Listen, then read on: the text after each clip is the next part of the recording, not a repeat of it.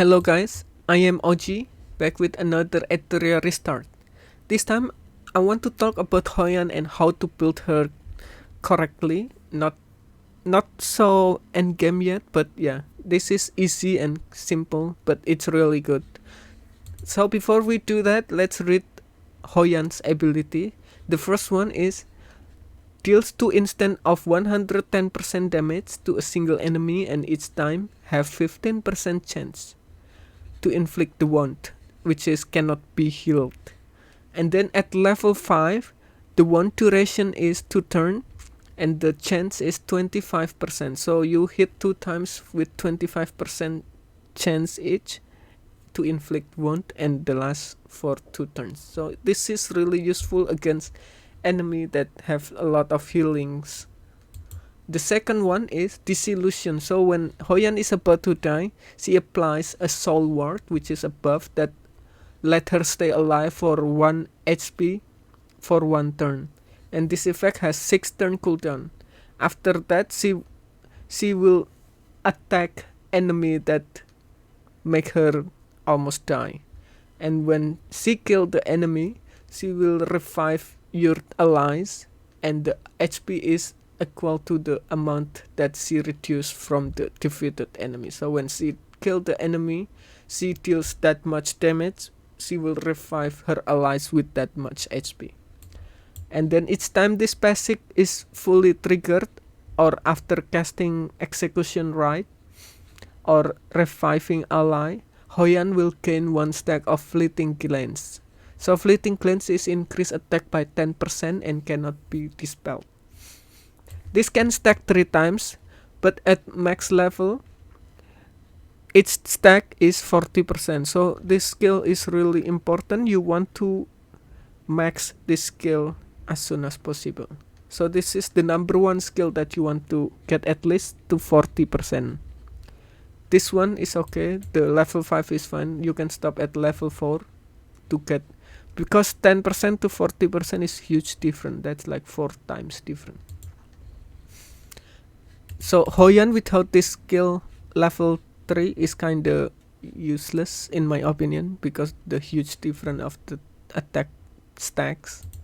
And then the ultimate is execution right, which she use when she about to die. So this one, Hoyan consumes 50% of her current HP and deals 390% damage to a single enemy. For every 10% max HP loss, increased damage dealt by this attack by 7%. But at level 3 at least, it's 10%. So this skill you want to always be on level 3. I think the 10% from 7% is huge difference. That's like almost 50% difference. And then you remember the second skill here, when she about to die, she casts the soul ward and also execution right. So with 1 HP points, basically she increased this to 90% increase, because that's 90% HP loss. And for each 10%, you increase 10%. So from 390%, it's increased by 90% of that. So that's like another 300%, I guess.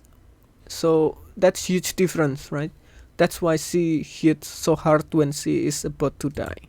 But the most important thing is this skill. You want this to be max at, I think in my opinion, but if you cannot, stop at 40% first, and then this one stop at 10%. And once you get this 10%, then you go max this one, because the cooldown reducing by 2 is huge difference. So it's only 4 turn. And now for the model. The model, currently I use this, but this is not the end version. I think the best one is you want to raise the speed. So Swift Rush and then also Fury. Fury with 8 is whenever she crits, the damage increase by 12%. So that's my plan. But for now, I just do Onslaught, Fury. But yeah, once I get the one that with the has 3 matrix symbol, then I will go with that. with the Fury, Swift Rush, and Onslaught. Each of them 8, 8, 8. Because then I will have enough here. If I have 8, 8, 8. And then for the stat in here, I like to give her crit damage, or crit rate, sorry. For crit rate, you want to be at least 70% because then you will have a team that can give a buff to 30% increase. So in that's why I use this crit rate. This one, when it's max, it gives around 30% something, and this one also around 30%. So that's in addition to the 10% that she already have. That's enough to get 70%. For me, the range is 70% at minimum if you want to build your crit. And because of that, crit damage also really good instead of attack. This one I still have no crit damage, but yeah, when you have crit damage, you can use that in this one. Crit damage, crit rate, crit rate. Why is no crit?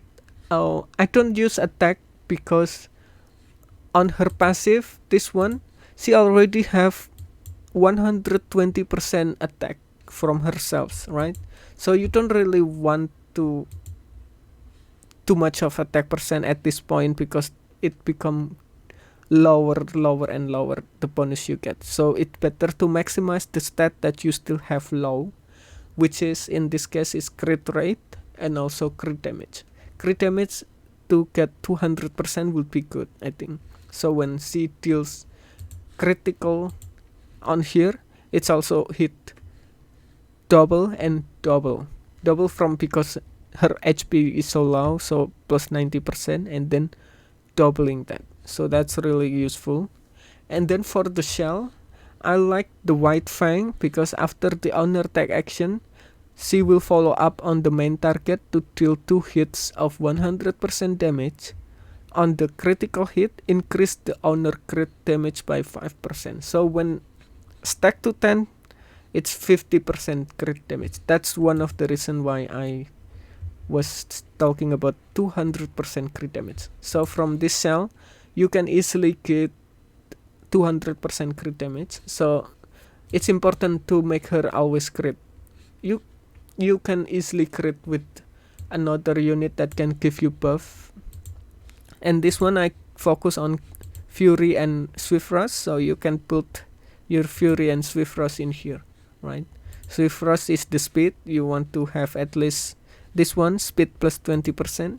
And then this Fury is important also at 8 because when Animus land a crit, the damage increased by another 12%.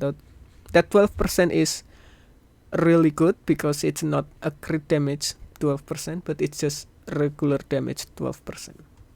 And then for the unit that is good to bring with her, I like if your enemy is like blue, the odd. See, this odd lost to hollow, right? So you want to bring gray. Gray is same hollow, right? So it's good, increase the crit rate by 15% and additional final damage by 15%. And see, he has crit rate increase for the team and also defense reduced by 60% for all enemies. So she will pair well with gray. Another one is if the enemy is not water or hollow, which is fire, then you can bring this one also, because this one give attack increase and also crit rate, and this one also increase the turn matter. So Yang is really good with her too, because Yang give her more turn matter and also which makes her attack faster. So when she act faster, she will also get faster cooldown. So that's for today for the Hoyan videos. If you have any other recommendation or advice, please let me know in the comment, and thank you for watching. See you for the next video.